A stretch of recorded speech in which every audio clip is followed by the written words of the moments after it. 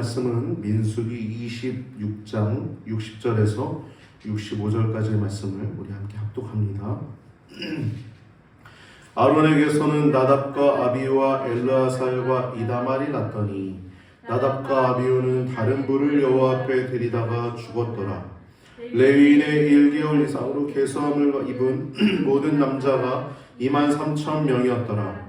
그들은 이스라엘 자손 중 계수에 들지 아니하였으니 이는 이스라엘 자손 중에서 그들에게 준 기업이 없음이었더라. 이는 모세와 제사장 엘르아살에 계수한 자라. 그들이 여리고 맞은편 요단과 모압 평지에서 이스라엘 자손을 계수한 중에는 모세와 제사장 아론이 시내 광야에서 계수한 이스라엘 자손은 한 사람도 들지 못하였으니 이는 여호와께서 그들에게 대하여 말씀하시기를 그들이 반드시 광야에서 죽으리라 하셨음이라. 이러므로 여분네 아들 갈렙과 눈의 아들 여호수아 외에는 한 사람도 남지 아니하였더라. 아멘. 오늘 본문을 통해서 나눌 제목은 민수기 26장과 27장 두 번째 인구조사와 하나님 말씀 순종의 축복에 대한 제목을 가지고 말씀 나누겠습니다. 민수기라고 하는 이 책은 광야에서라고 하는 의미를 담고 있는데 숫자를 센다는 의미도 또 갖고 있습니다. 이 민수기에 보면은 두 번의 인구조사가 나옵니다. 두 번의 인구조사가 나오는데요. 첫 번째 인구조사는 1장에서 나오고 있죠. 1장 처음에 1장에. 그리고 지금 두 번째 인구조사가 26장 오늘 본문에 나올 겁니다. 이 민수기가 36장까지 있는데 이렇게 1장에서는 출애굽 바로 직후에 이 인구조사를 하는 이유는 이제 싸움에 나갈 만한 자 혹은 20세 이상으로의 사람들이 얼마나 되는지 계수하게끔 했고, 오늘 26장은 조금 더 구체적으로 이제 가나안 땅 입성 전에 이 입성해서 땅을 분배해야 되잖아요. 땅을 분배할 때 많은 사람은 좀 더 큰 땅을 차지해야겠죠. 많은 지파는. 사람이 많으면 넓은 집 살아야 되잖아요. 그렇죠? 사람 많은데 아이가 4명, 그런데 아이가 3, 4명 되는데 13평에서 살 수는 없잖아요. 그렇죠? 적어도 한 32평, 29평은 살아야지 아이 3, 4을 키울 수 있지 않습니까? 그런 것처럼 여러분 지금 이제 두 번째 인구조사를 하는 이유는 이제 들어가서 얻게 될 땅을 얼마나 이제 가져야 되는가, 지파별로. 그것을 위해서 이제 가나안 입성 직전에서 두 번째 이제 하는 것입니다.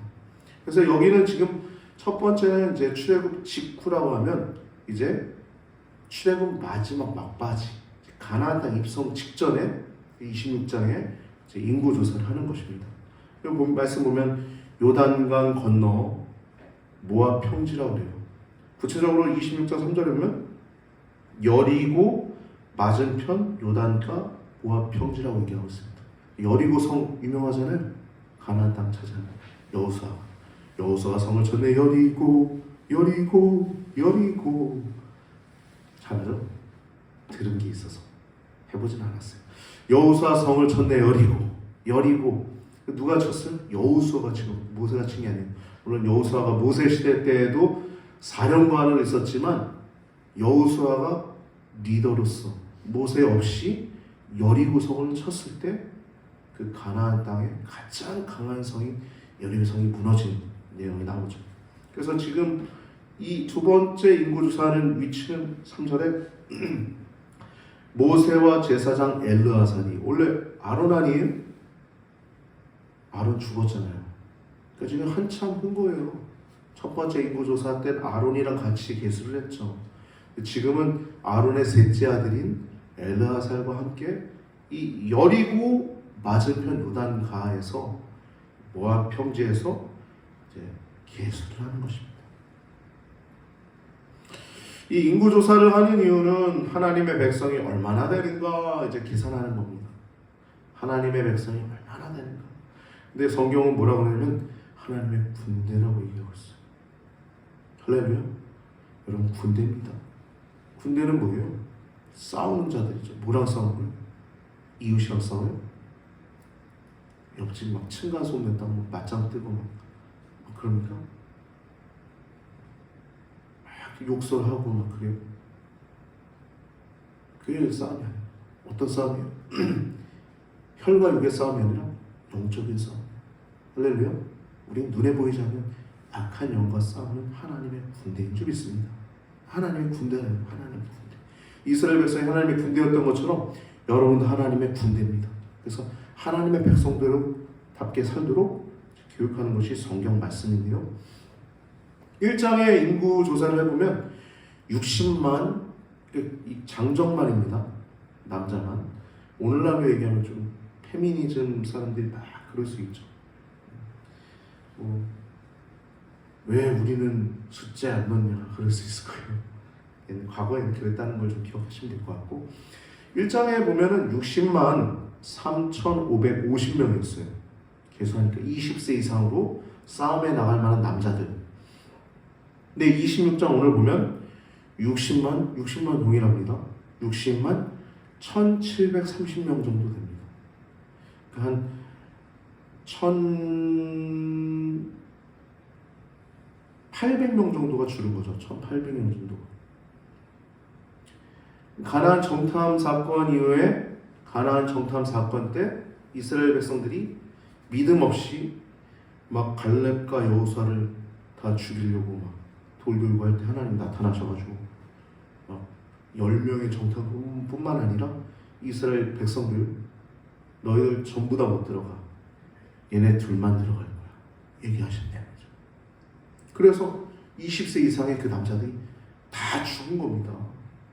지금 모세랑 갈렙이랑 여호수아 3명만 남은 거예요.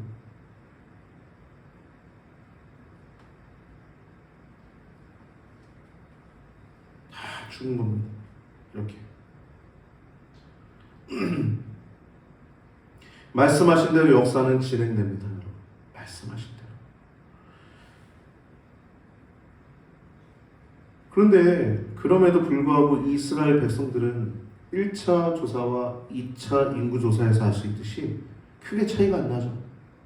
60만을 유지하고 있어요. 60만. 그다지 차이가 나지 않아요. 한 1,800명 정도밖에 차이가 나지 않습니다.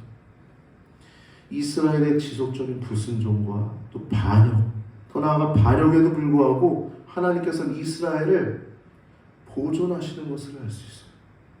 왜 보존하실까요? 말씀 때문에 그렇습니다. 말씀 때문에.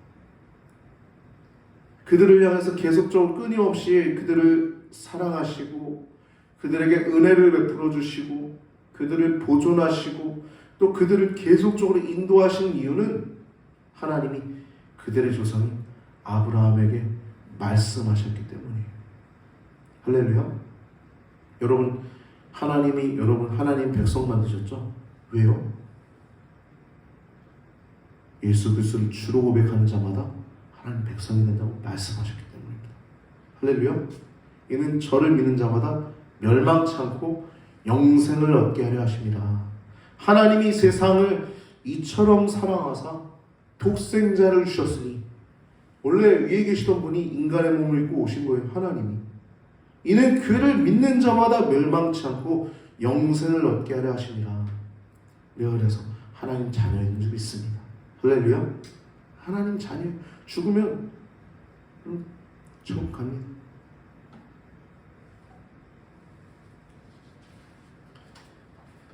이 26장 오늘 본문의 1차 인구조사와 좀 다른 점이 뭐냐면, 첫 번째는 1장에서는 에피소드가 특별히 나오잖아요. 그냥 계수만 합니다. 르우벤 지파 몇 명, 종족별로 누구누구 종족이 몇 명, 이렇게 특별한 뭐 어떤 에피소드, 어떤 사건의 내용이 나오잖아요.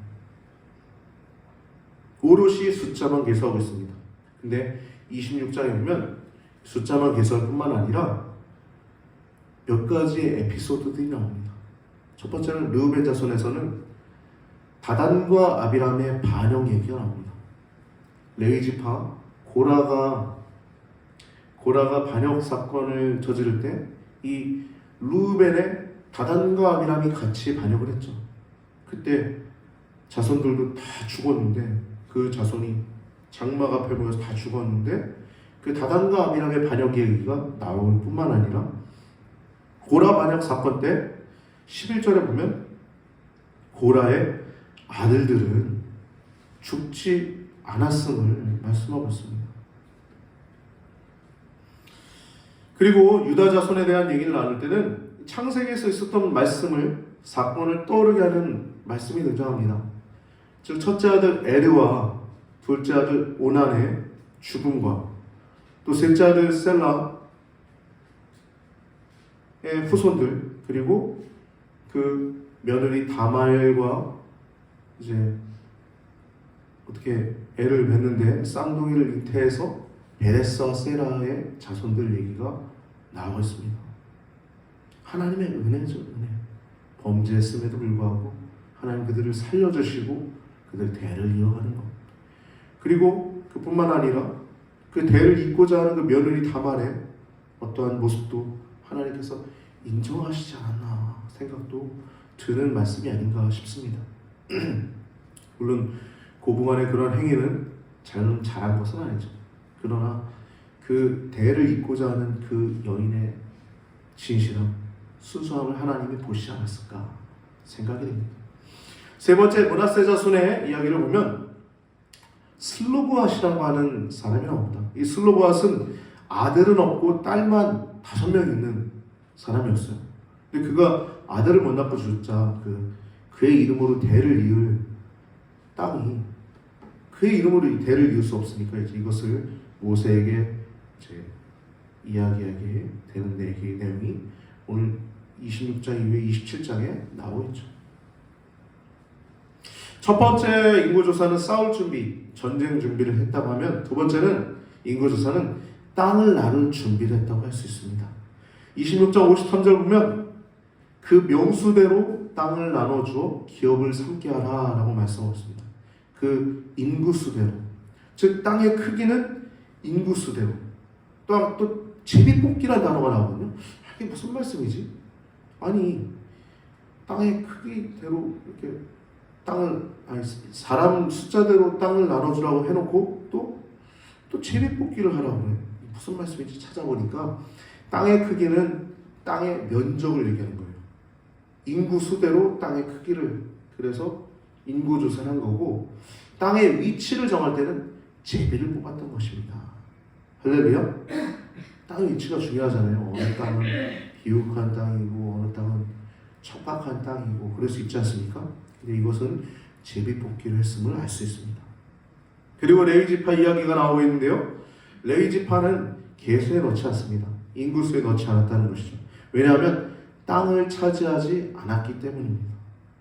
즉 48개의 성읍으로 나눠져서 백성들을 섬기도록 했습니다. 레위지파 사람들. 특별히 26장에 보면 모세의 가정상을 나오고 있죠. 그의 아버지 이름인 아므람, 그리고 어머니 이름인 요게벳이라고 하는 이름이 나오고 있고, 또 아론, 모세의 형인 아론의 4 아들들의 이름이 나오고 있으며, 또 첫째 아들과 둘째 아들은 다른 불을 들여서 죽었다라고 말씀하고 있습니다. 제사장인데 하나님 말씀대로 하지 않으면 죽을 수 있는 거예요. 여러분, 우리의 삶도 하나님 말씀대로 살 때 형통한 것입니다. 할렐루야. 말씀 안에 있을 때 거룩하다 일컬어지는 거고요, 말씀 안에 있을 때 열매를 맺을 수 있는 것이고, 말씀 안에 있을 때 형통한 것입니다.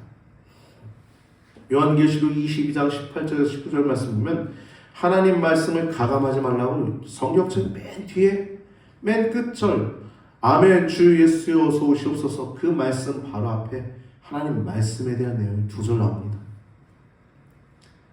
요한계시록 22장 18절에 19절 제가 읽어드리겠습니다.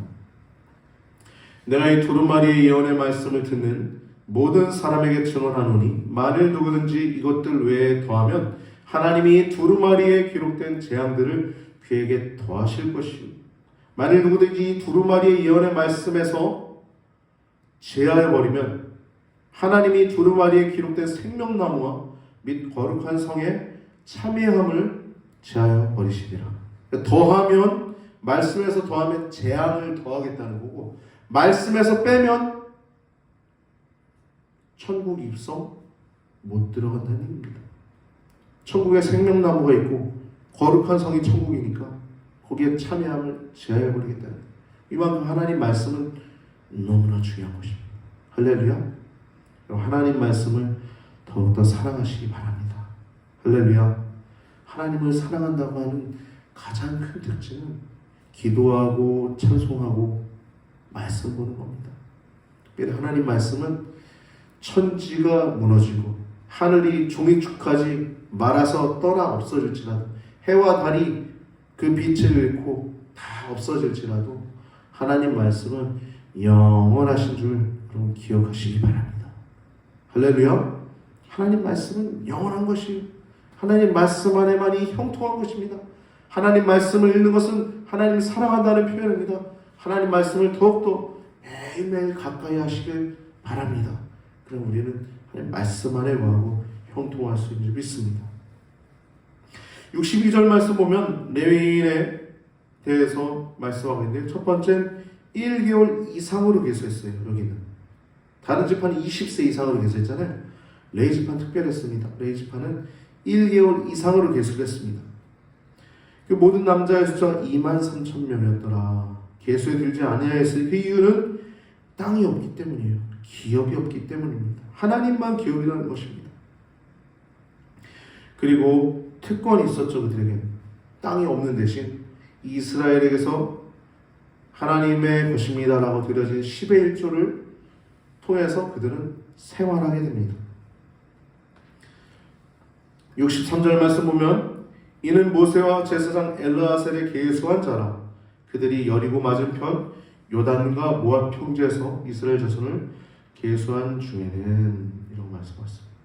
이 두 번째 인구조사에서는 64절에 보면 모세와 제사장 아론이 이번 제사장 아론이죠. 엘르아셀이 아니라 64절에 제1차 인구조사죠. 제사장 아론이 시내 광야에서 계수한 여기는 1차 계수는 시내 광야입니다. 여기는 모압 광야잖아요. 모압 평지잖아요. 시내 광야에서 계수한 이스라엘 자손은 한 사람도 들지 못했다는 거예요. 왜요?